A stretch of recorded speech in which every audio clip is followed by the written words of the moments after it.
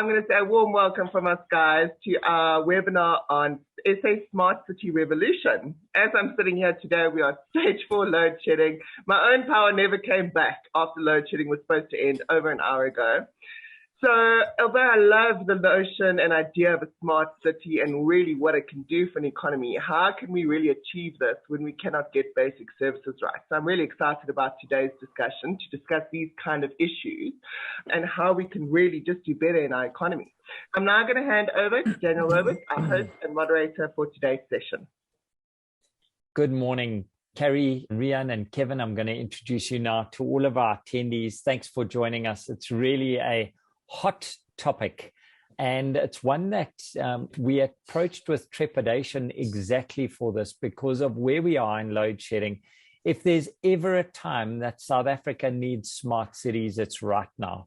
More important, we need smart leadership and we need a smart road forward that we can follow. And therefore, we've chosen two panelists, Rian Graham and Kevin Govender, who I'm going to introduce now, as they can shine a light just on where we could go, and hopefully we can spark some interest and some hope. So today could be a motivational session because life rocks if you let it. That's what I say. And even when you're down, you have a choice. So let's think about smart cities and urbanization. And, you know, when we were in preparation for this, my thought was smart city. I'm thinking of Singapore. I'm thinking of when I was in Norway and Oslo, and you've got Wi-Fi everywhere, and that's just scratching the surface. That's really the lipstick and paint. When we think about the urbanization, which the mass urbanization that's taking place at the moment, because people are moving from farms to cities, it's not slowing down for anybody. 50% of the world's population was living in cities by 2008. By 2040, this is going to be at a staggering 65%. In 1974, when I was born, that was a long, long time ago, there were 3 megacities. A megacity is defined by smart cities is 10 million people or more. That was New York, Tokyo, and Mexico City. And we used to see drawings of kids not being able to see the sky in Mexico City. It was gray. Today, there are over 21 megacities worldwide and 29 expected by 2025. That is quite a scary number. Can you imagine if the lights are out across all of those? There are already more than 500 cities with more than 1 million inhabitants around the world. And Africa's numbers are just increasing. If we think about the sprawl that's happening within our sister nations in SADC, I don't know when last you went for a meeting in Kenya and tried to get anywhere when the rain hits. It's not a pretty sight, lest we speak about the Copacabana of Africa, Lagos. And Johannesburg is no different. The challenges are there. It's open and it's wide for technology. So who have we got chatting to you that's been sitting there allowing me just to introduce this topic and this debate? First of all, we've got Rian Graham. Rian has joined us from a strong broadband wireless background. He's been in this field for about 21 years with an in-depth knowledge of technology. He joins us from CommScope. He's leading this area, and I'm really looking forward to getting to know Rian even more. And then we've got Kevin from Deloitte, or an author. You're a Deloitte man. Hey, who is an author? That was a segue in. Kevin's just published his first book. It is out. We're going to be giving it a punt a little bit later. But he is a business enterprise architect and strategist with experience providing business strategy and exactly what we're talking about, giving the roadmap. Currently, he leads the SAP, Oracle, and emerging ERP solutions at Deloitte within the enterprise technology and performance portfolio. I'm really privileged to have both of these gentlemen on our panel today. And as usual, we've got the attendees. The attendees shouldn't be shy. I know George is on here. Use the chat, but if you've got a question for us regarding smart cities, just for my own brain, because it works linear, go in the Q&A and smash it in there so that we can see where your questions are coming from. Kevin, as an author, The Rise of the Sharing Economy, you've dived into smart cities already. And I want to ask you right off the bat, before we get CommScope in, what is a smart city as defined by you, Kevin? Okay, good morning, everyone. And thank you, Daniel, for that introduction. And thank you for the opportunity to be part of the panel. So I think the first thing is, we all talk about cities. We know, as Daniel has mentioned, there's an influx of people moving from rural areas into the urban areas. So what we're finding is the population, the density of cities is just expanding out of control. And as you know, we have limited resources, whether it's electricity, whether it's water, roads, buildings, capacity, all these things that the demand is just starting to increase.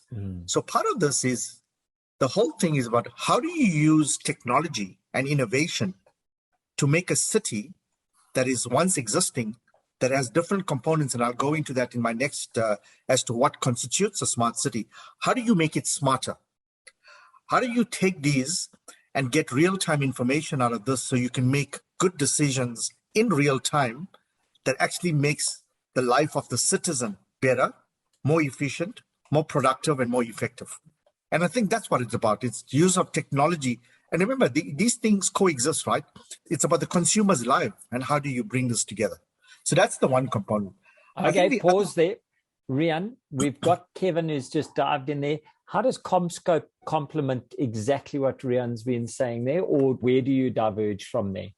Right. So what we do is we obviously play in the technology sphere, right?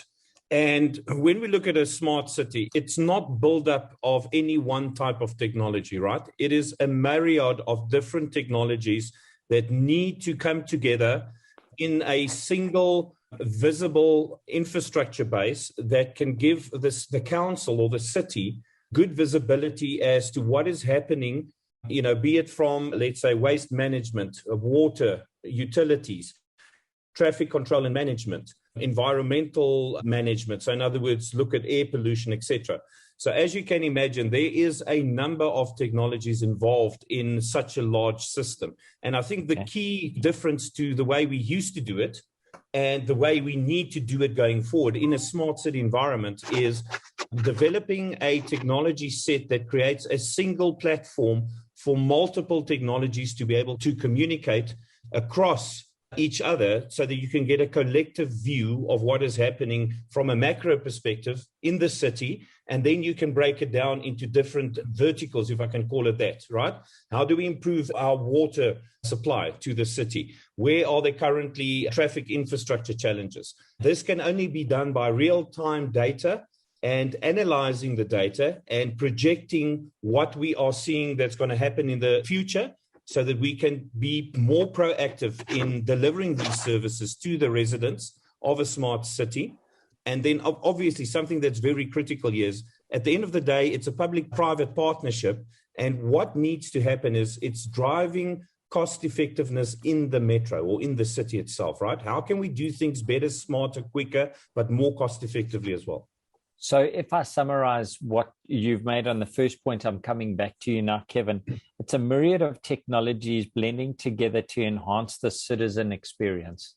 100%. So a smart city has got the citizen at the center. Kevin, you wanted to carry on there. Go for it.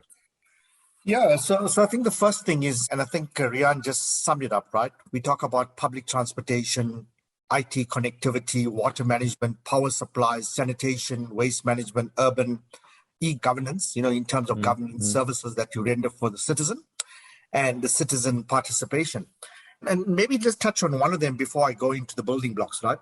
I think the one thing for me today is power management, right? The fact is, if you look at your DB box at home, your power box, you either got a single phase or a 3-phase box.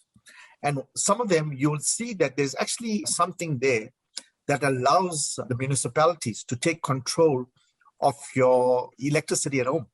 So with smart meters, and that's where the world is going, right? And that's what I know South Africa is looking at that.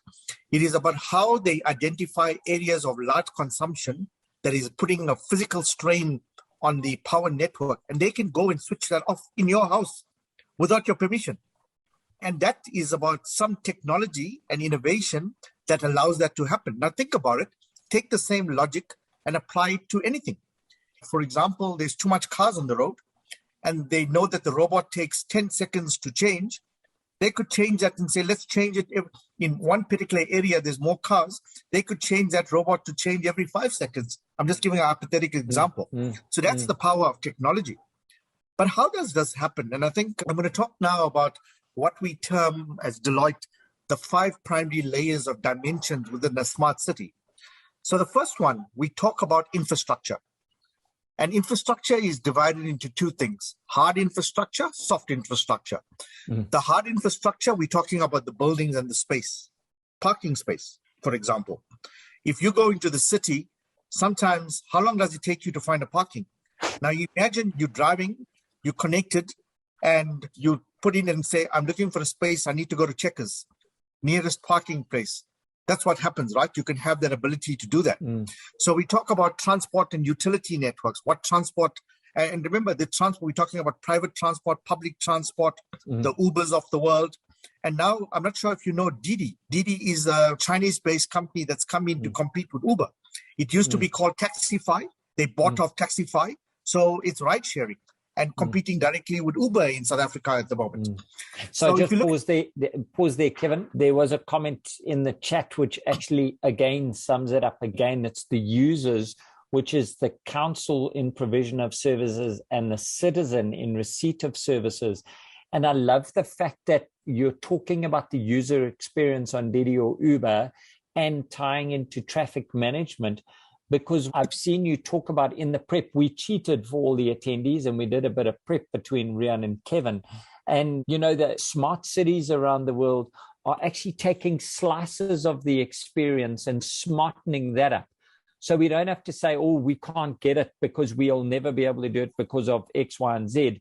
We've got traffic management, connected vehicle infrastructure, smart mobility living lab in London, making transport safer in Paris. So if we're breaking it down like you're talking around the Deloitte's 5 areas here, we can imagine these can be drives for people like Rian and our committees. Hey, we don't. It's definitely not all or nothing. It's not dumb and then smart. Rian, are you taking them on like Kevin's talking? Yeah, Dan. So I think the one thing we need to state very clearly is that a smart city, you're not a dumb city, if I can call it that, and the next day you're a smart city, right? It is a long evolutionary process, right? And in essence, you should see it as a living organism almost, right? It is continuously growing and expanding and adjusting and changing. So that would mean if we start with a smart city initiative today, it is a long process, right? We might start off with a simplistic, application that helps the citizen to understand traffic challenges on the N1, for instance, right? A way to communicate to the people. So that's only the first step, right? That will feed into your public service sector. So in other words, all of your bus services, your train services that connects into that. What I'm trying to say is that you should see a smart city as an evolutionary process and an almost never stopping changing environment. Okay. That is what you should see. You can't start off, and again, I think the biggest challenge that we've got in Africa is, if we go back in history, none of the cities were in essence designed and developed to become smart cities, right? Yeah. So we have a challenge in that the existing infrastructure there is not necessarily designed and built to cater for the mass urbanization that's coming into these areas, like in Joburg, if you look at Kenya, if you look at Lagos, all of these cities, they were traditionally old colonized cities, built up in the late 1800s, beginning of the century, the 1900s, and now all of a sudden we have to build out on that, right? So there's a number of technologies and challenges to fix in this process. So I think the key issue I want to raise is that there's not a flick of a switch in your smart city.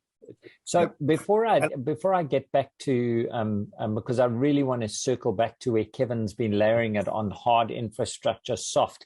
We've got a couple of very good questions coming in, and Jonathan Lovehold put through a comment and a question where the concept of a smart city would not be possible without ubiquitous broadband telco. Reliability of connectivity is critical to a smart city. That's long. Okay, his question is, what is the best way to minimize network connectivity issues? Rian, I think that falls into your wheelhouse. Yeah, okay. So the best way to look at this is smart cities weren't possible 10 years ago. because of the cost component and the lack of the actual ICT technology set, right? Today, you've got a number of technologies. So the first thing in my mind that is needed in a city environment is fiber as far as possible, right? Now, we are seeing a huge explosion of fiber deployments throughout South Africa in the urban areas, in the suburb areas. That's happening in Africa as well. So your first criticality is you need to have a proper high-speed backbone, and that is typically serviced by fiber. However, in certain areas, fiber, you simply can't fiber.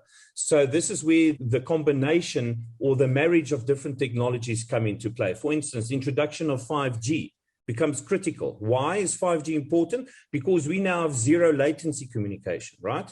So we've got less than 1 millisecond connection speeds. We've got high capacity, so we can transfer video footage across a 5G network in the same manner as we would traditionally do that on a fiber infrastructure. If we go a step further than that, on the edge of this environment, you will have a lot of sensors, IoT technology, right? Just pause there, because the next question is security is a major concern as IoT and sensor technology use expands. So does the threat level to security. How do we blend security in here? How do we handle a security issue? Thank you, Davi Nordia. You made me sound clever, but it's actually his question. 100%. So do you want to carry on with that? Or I actually wanted Kevin to comment on that one as well. Okay. Let me just very quickly do the dimensions, because I think that brings it into it, right? So I'm going to take the dimensions and do it a different way rather than the way I've been doing it. So the first one is, remember, we talk about goals, aspirations, and quality of life. And within goals, aspiration, and quality life, as Deloitte, we've identified 6 different areas. One is the power of choice, independence, safety, wealth, sustainability, and opportunity. Okay? That is what people are looking for, and that's what we aspire in our life. We want that flexibility, independence. So the next level is saying, in order to be able to create those outcomes, you need people. But there's 4 categories of people. There's the innovators, those people that come up and are the designers and the architects, which we call the innovators. There is the citizens, who are the people that reside in the smart city. There's the visitors that come to visit, and there's the employers that actually make this work. Then we look at the ecosystem. The ecosystem is divided into both public sector, third sector, private sector, and community. Public sector is schools, emergency services, councils. Third sector, we look at charities, non-profit, social enterprises. Then we look at the private sector, which is the employers, the retailers, the small, medium enterprises. And then we look at the community, the culture, the family, all those things. Then we talk about, we got those things. Now we're saying is, how do we create this? So it's all about interconnected city systems. It's taking all the systems that represent these different fragments and bringing together. So you've got transportation systems. Gauteng, the Cloud Train, is a brilliant example of creating one element of smart transport in South Africa. You got an app. I know if I'm need a flight, what time I need to leave. I know which train station. I can do all that on my app. I know what time to get there. I know what time the train's going to leave. I know what time the train's going to arrive. That's smart. Now, how do you take what we created in Cloud Train and do it in electricity and water and all the other priority things? So we talk about the interconnected city systems, as I said, transportation. I gave you an example. We talk about health services. You know, today, with all the challenges we're having with COVID, getting an ambulance to a person's house who's battling to breathe is a nightmare. There's challenges in terms of ambulance. There's shortages of ambulance services. There's social care. There's the economy itself. We talk about the city administration. We talk about power. We talk about water. We talk about energy services, disaster management. I mean, about 2-3 months ago, we had a social unrest in South Africa. Disaster management was a major issue that we couldn't. There was some intel, but our intelligence department was not proactive enough to be able to understand the severity of this problem and how put up emergency response plan to do things. And you saw the chaos that transpired. Now, getting back to the last one, interconnectivity, and then we spoke infrastructure. Spoke about hard buildings, transport, innovation, and communication networks is the critical component. And then we talk about the soft part, and I'm almost done, the governance, the legislation, the community organizations, and the innovation forums. like the fourth industrial revolution of South Africa. Those are important. There's a public paper on that to say, how do we use the power of the technology and innovation in the country to take advantage of the fourth industrial revolution and the technology. And the question links back to, the thing is, everything is about data that is available out there that can be hacked. So cybersecurity, the POPI Act that's coming now, the protection and personal information, all these things are important things. So it's not fragmented. You need to somehow an architect that brings everything together and says, and I think, Rian, you made a good point. This is not something today we are, for a better word, not a smart city, and tomorrow we are a smart city. There's a plan, there's an evolution. Rian, in the chat, we can see there's lots of opinions on here. People know what smart cities are. People are putting in their comments. Kevin has spoken about the building blocks and the intersection, what Deloitte does, and layers over these industry maps of the different stakeholders. If we know this stuff, why are we not doing it?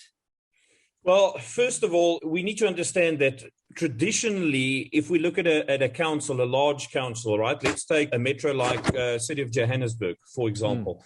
Traditionally, the way they've been built from the ground up was in silos, right? So you would have the wastewater management. They would have their whole infrastructure and support and maintenance divisions. They will have their own ICT system that runs that division or that vertical. And you would have the same with traffic management, with police services, et cetera, et cetera. And over time, what has happened is everyone's been building their own silos and their own technologies in isolation of sharing that information, on a macro scale. The minute you start sharing, so in other words, what we are saying is that, guys, you need to take a step back, and you should not have individual budgets per vertical per se, but we should work from a macro scale and then divide it back into a micro scale. So in other words, so now we understand the technology is not the inhibitor. CommScope's got this. Deloitte's got consulting around it. We're talking around the politics, which is an inhibitor. So Rian, if we accept that the things we can change, the other things we have to vote for and get those changes through, it's a bigger engine. What do you do then? Do you look at suburbs? Do you look at smart centers? How do you see Johannesburg taking this on? Cape Town, Bloemfontein? What is our South African strategy that we can change what we can change to enable this? Yeah, okay. So again, what we would do there is typically, how do you eat an elephant? Because this is a massive elephant we need to eat, right? You need to do it bit by bit. So you would typically start off at the base layer, introduce it into environments, for instance, where it allows itself to introduce the technology sets on a much rapid deployment base rather than in areas where it doesn't allow it. So for instance, let's take Waterfall as a good example. Brand new mass development, mixed use environment. That would be an ideal area to kind of build and test the model. And from there, you can start building it out to the larger areas. One thing I need to mention is that we need to understand that this is a public-private partnership from day one. So there needs to be political will to facilitate, the movement to a smart city. And the question is, why do you want to do this? Well, first of all, your councils, your metros need to become more efficient in delivering the services, right? We all know what the efficiencies currently are in the metros, right? So they have to become more efficient in delivering the services. Why? Because there's urbanization. There's just more people coming into these territories.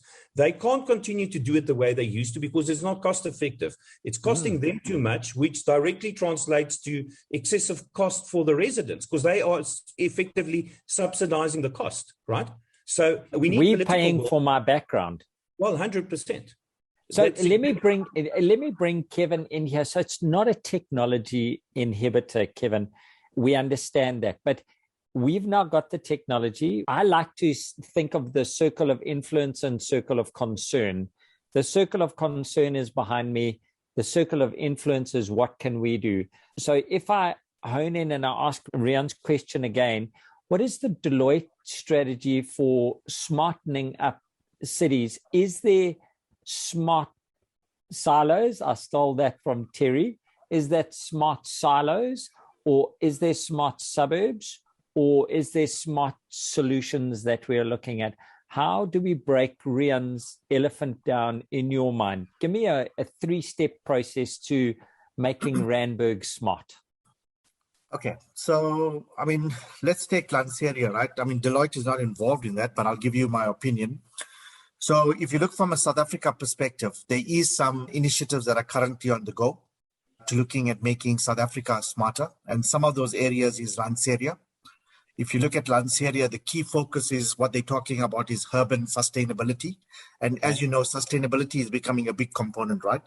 Yeah. So the whole idea is they want to build a city around the Lanseria International Airport and make that the key feature. And what they want to do is, as you know, around the Lanseria area, there's large amount of land. So they want to bring in things like rainwater harvesting and solar energy. Those are the two areas. And part of that there is, as I said, linked to sustainability is about how do you limit the carbon footprint. So that's one example that's going to happen. Now, the thing is, I've mentioned the components you require. So if you look at what needs to happen is, there needs to be collaboration between private sector, public sector, and the citizens, 3-party coming together and being able to do this. And this is why, for example, Singapore is one of the leading countries because what they do very well, the government, the private sector, and the citizens, they come together and they have very clear defined where they want to go, what they want to do, plans that are structured in. Another example is Durban Aerotropolis. It sounds like one of these superheroes, from Superman areas. The whole Durban Aerotropolis, the aim is to become a premier business and trade hub in Southern Africa. And part of that is how do you turn the surface around the King Shaka International Airport into a smart city with diversified economic activities. And part of this is they want to boost the province's economy, right? The things that they're looking at is a freight-orientated development at its heart. Yes. They want to have a world-class cargo facility managed by a single handler. And you do know that there's a lot of emphasis happening on what they call the Dubai Trade Port Corporation around there. And it's purpose-built, right? And one of the key things they're doing is they're calling it greenfields. And part of this is how they plan it. But the challenge is these are not going to happen in the next 2 years, 3 years, whatever. It's over 10 to 15 to 20 years. But the question, coming back to the question you asked me, what Rian said, you can't overnight make this happen. So you have to have a strategic plan, a long-term plan, but that long-term plan needs to be broken down into what are the most critical and priority areas now that you want to do in the next 2 to 3 years, in the next 3 to 5 years, in the next 5 to 10 years. So you keep building on these building blocks so you can actually create the smart city. Rian, I think Terry and I are on the same soccer team here. Yeah. Can we achieve this dream? Can we have a smart Soweto, smart Diepkloof, smart Diepsloot? And, apartheid has been, our cities were built for 10% of the population, and now we've got this explosion. We've got people that are living so far from where they work. We've got people living in our green spaces. We've got an aging infrastructure that was not meant to deliver services to this amount of people. And we've got good intentions in lots of government areas. We can build new but can't maintain. How does CommScope see a way around that in the smart city evolution? Give me a 3-step process that you approach. So what is critical? And the answer is yes. So we can definitely have a smart Soweto or a smart Diepsloot, for instance, right? No doubt. What we need to have a look at is, first of all, your basic infrastructure, right? So the city or the metro needs to have the political will to introduce world-class sanitation services and water supply into those areas, right? We all know that the Diepsloot is not going to go away. It's only going to grow bigger, right? So ignoring it is not going to address anything. So you have to make sure that you do urban planning to address the fact that it is undestined or it was an unplanned environment. We have to make that work. So that would be the base layer, like Kevin said, right? The raw infrastructure that you have to put down. Secondly, you need to make sure that you've got proper connectivity, be it fiber, be it 4G, 5G, be it broadband wireless access. There needs to be a number of technologies introduced in that area. Why? First of all, you've got look at the amount of taxis that travel between Diepkloof and the likes of Fourways, etc. So you need to make sure that you've got proper infrastructure, road infrastructure, to alleviate the traffic flow, congestion challenges, etc., etc. That can be done. Again, it's a case of political will. And I want to kind of add to Kevin's comment he made just before I answered. My belief is we cannot have this smart city initiative. We can't own it and drive it from local government perspective. Okay. The reason for that is we've got change of guard every 3-4 years, right? With local elections, one's coming up now, the 1st of November. If one party changes hands and they have to hand over to another party, there's different agendas at play here. My view is it needs to be done at national government level. It needs to be documented with a white paper. There needs to be structure in this so that regardless of who the local entity is that's running that specific metro for the next 3-4 years, they have to adhere to a national bigger plan. Awesome. Rian, Jonathan popped a question and I said in the chat I'd get to it. He's got a long thing, preparing a strategy to achieve smart city project success, identifying areas. He's talking about operating the tools, tech expertise are required. Yeah. With the amount of brain drain we have at the moment, how do we tackle the lack of skilled professionals? I understand the political will. We're not going to change that. We can change what we can change. How do we tackle the lack of skilled professionals? And is that a misnomer? Do we have the people on the ground that can do this to enable a smart city within South Africa? And Kevin, straight afterwards, I'd like you to answer exactly the same question. Okay. I think we do have the skill sets in South Africa for sure.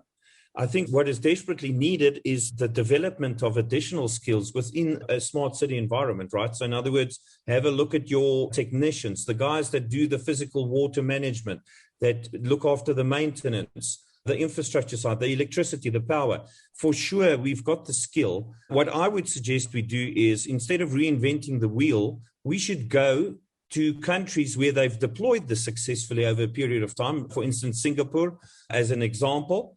And go and identify the need to haves in our environment and take it and make it South African, in that sense.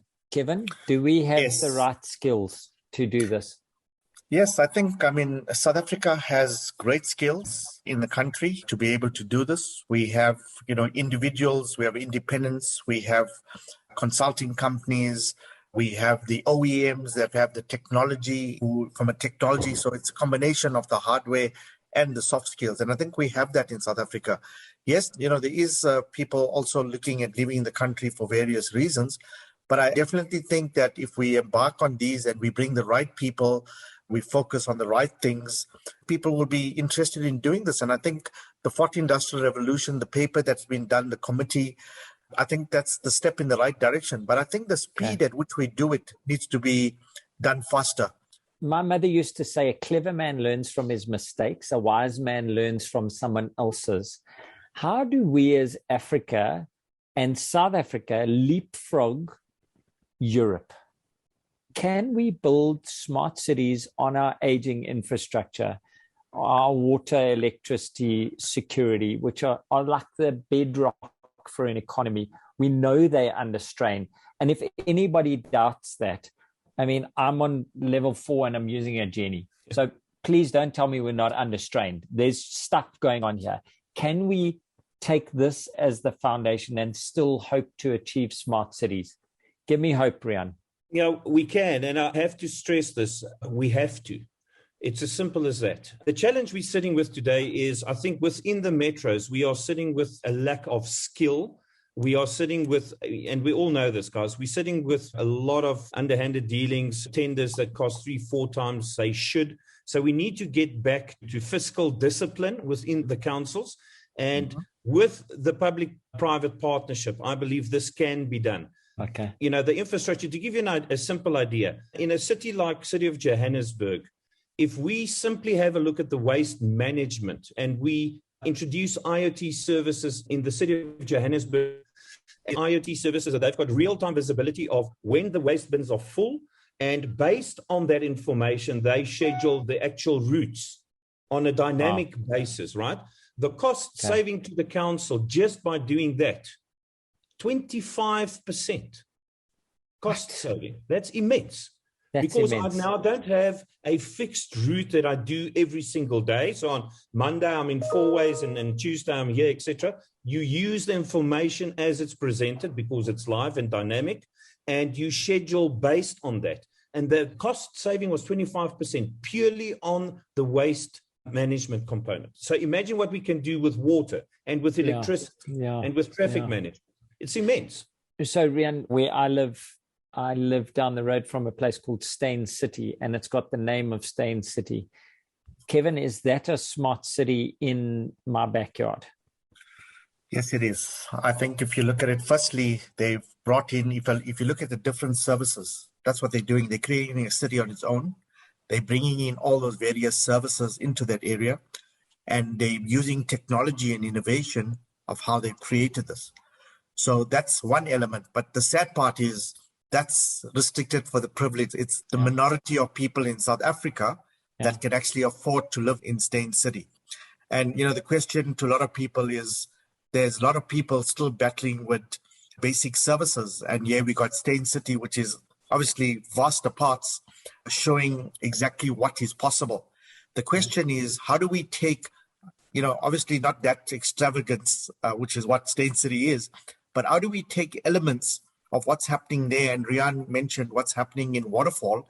How do we take elements of that and start applying this to the rest of the country in smaller pockets? So rather than going and trying to do everything at once, we do it in small bite chunks, get it right, learn from it, and evolve at a quicker pace to be able to do that. Yeah. So we need to aspire to be the best.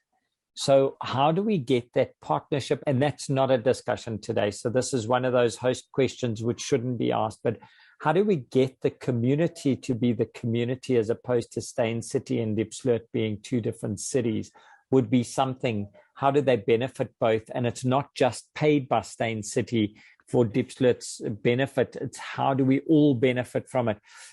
Part of our, I don't want to bring church into it, but a sermon on Sunday was about breaking the walls, not building them. Building bridges, not walls around us is the tenements of anyone's faith. And when we think of smart cities and why it was such a topic I really wanted to take on is because that's what you're giving us the opportunity to do. Between CommScope and Deloitte and other partners, we are building these environments, we're building bridges for everybody to improve. And we got a question from Davi who's talking around the public is concerned about invasion of privacy because one of the tenements of smart city is security, monitoring, and all the rest. And he's saying it's almost like we're constantly being monitored by Big Brother. How do we alleviate those fears and concerns? Davi, just again, I'm not meant to answer as I'm the host, but people want to be safe. They don't mind being watched. If you're going to have a response around it, would be my answer. But I want Rian to answer that one. And then I've got one from Nkuli Bogopa, who I'm going to ask for Kevin afterwards. Yeah. So I think, David, to answer your question, firstly, we do have a very robust legislative arm that helps us here in the sense, the POPI Act. So there's certain things we can and cannot do. What I need to stress is, or maybe just to kind of, you're asking the Big Brother question. If you've got a cell phone today, right, and you've signed the RICA document to get access to your SIM card that you use in the phone, you effectively, Big Brother's watching. It's 100% guaranteed, right? So it is a case of the council or the metro or the smart cities are not using that information. And of course, there will be security systems in place to manage this, but there's no interest in having an information of what's Davi doing today, right? The important bit of information is trying to understand patterns of behavior of the populace of the smart city, because having visibility of the behavior, we can start proactively planning and improving the environment they live and function and work in, right? So security will always remain top priority, right? No one is ever safe. There can potentially be breaches, but again, I think you should see this as it's a sharing of information for the, for the betterment of that environment. Simple example that I can use again, by using information of the citizens, frequenting a specific busy street at, let's say, 7 o'clock at night. those IoT sensors are clever enough to identify that, okay, hang on, the traffic volume, the amount of people that's frequenting that street is taking, it's toning down from, let's say, 9 o'clock at night.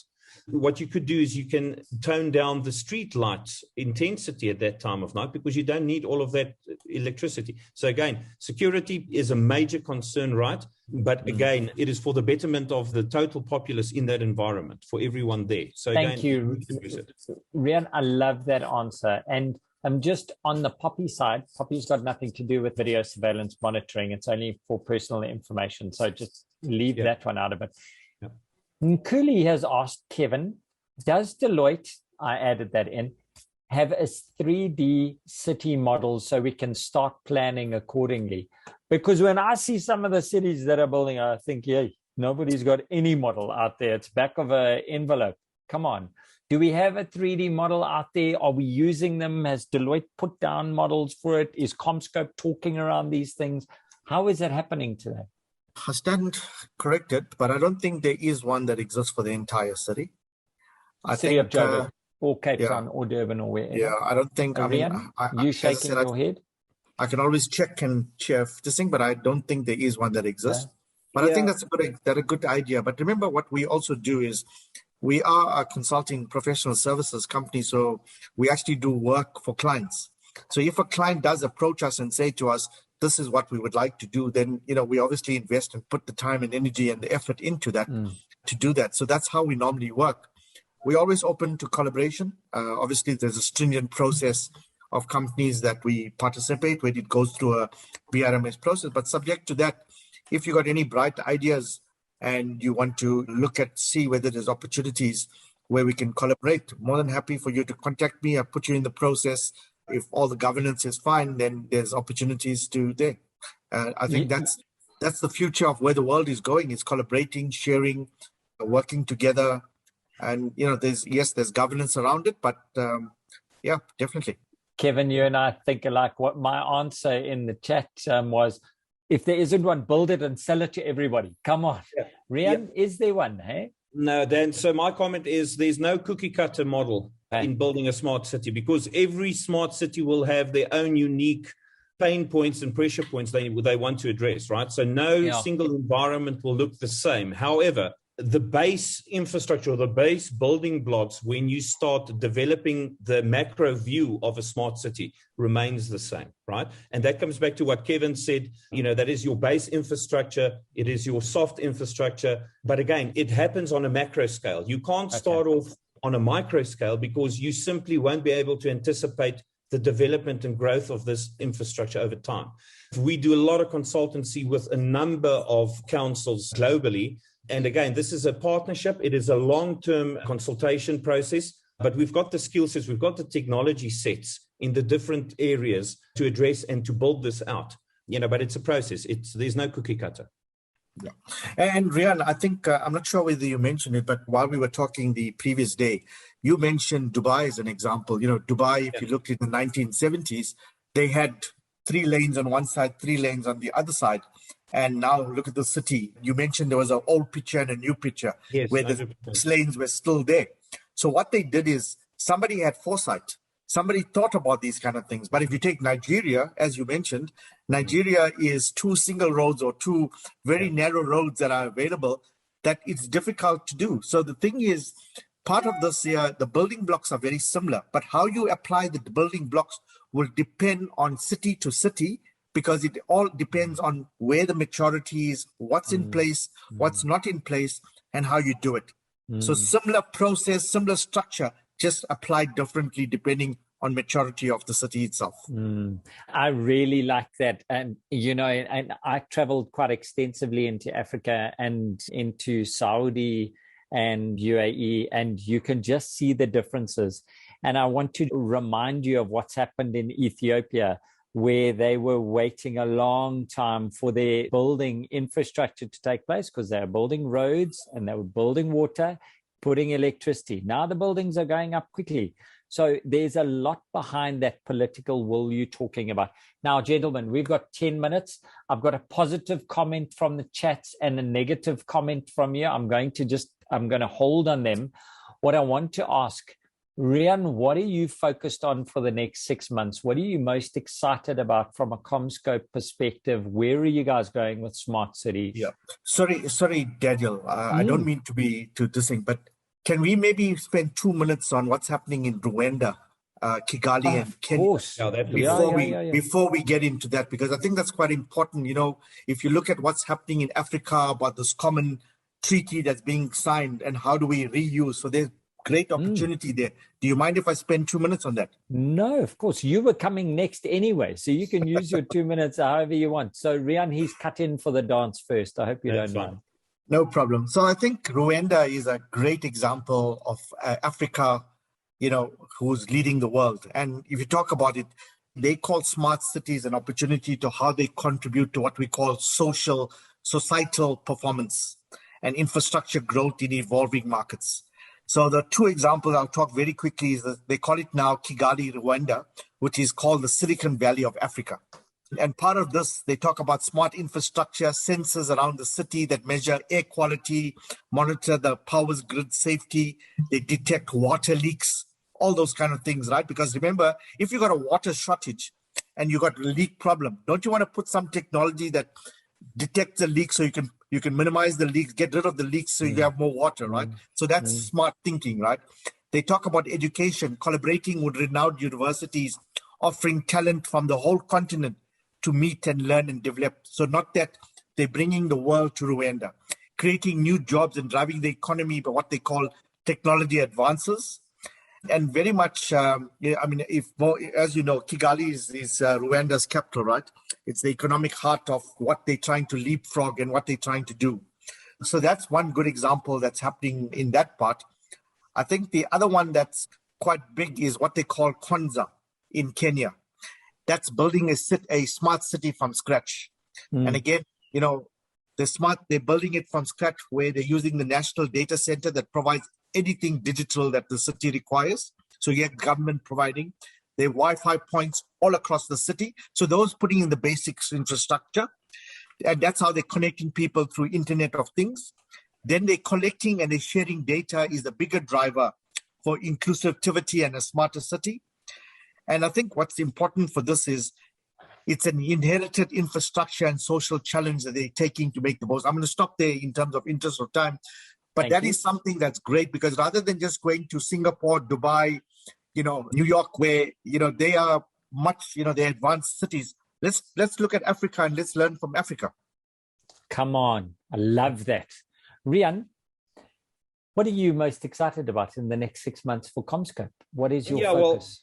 100%. So we are involved with a number of councils throughout South Africa already. And exciting for us is obviously, the adoption of IoT services across these metros. Traffic management, for instance. Having a look at introducing the smart analytics that we've developed. So in other words, that you can make, typically what the smart analytics will do is it gives you a baseline of the performance of your network and it identifies outliers proactively before it becomes a problem. So it gives the council an opportunity to start addressing potential problems before they become, significant problems in the networks. So I think, those are the two key focuses for us for next year. Is obviously the connectivity component of it, and then making sure that you've got an overlay of analytics across that infrastructure so you can start making sense of, what's happening in my environment and how do we manage that proactively. Well, as a citizen, I'm really excited to see how you make progress on that. I think it's in all of our interests that the technology is expanded. Kevin, a question for you before I go to Rian to wrap up. Tell me about why the sharing economy was so important to you in your book. And can you show us your book, buddy? Show us your book. So that's the book, The Rise of the Sharing Economy.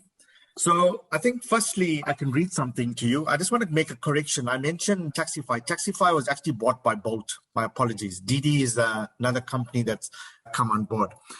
So I think we talk about excess, right? Because everybody talks about, previously it was about ownership. Everybody wants to own something.